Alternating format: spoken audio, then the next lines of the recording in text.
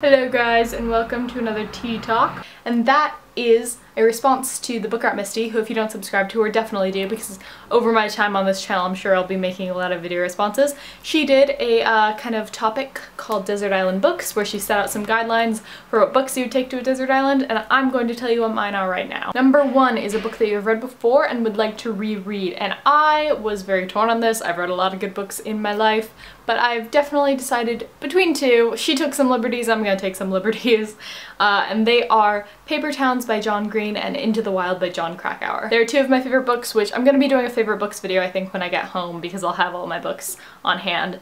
But yeah, they're two of my favorite books. I think they're amazing. I think they'd be really nice books to have on a desert island because they give me good feelings and make me happy. So which is, I mean, if you've read Into the Wild, that might surprise you because it's not really a happy feeling book, but I just really love that story. Anyway, yeah, those two.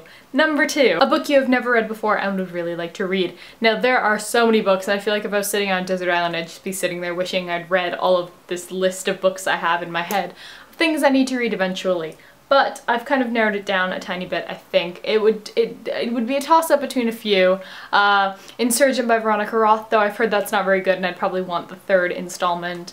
The Art of Fielding by Chad Harbach is one that's really good, everyone says, and also it's quite large, so that'd be a good time, you know, time spender, whatever. But ultimately I came to the conclusion that it would have to be The Casual Vacancy by J.K. Rowling, because obviously I will have crashed on this island after its publication, and yeah, I would just want the collected works of J.K. Rowling, and that is the one that I haven't read yet.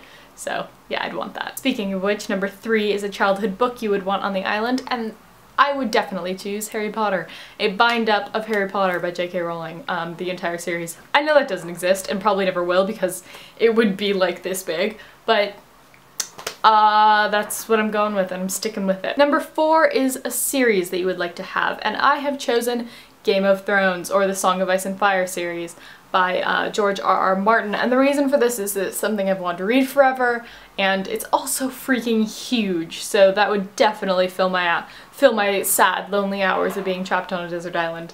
Hopefully, again, I'll have landed on the island after the finished series has all been published. I think there are one or two more books. Installments, rather.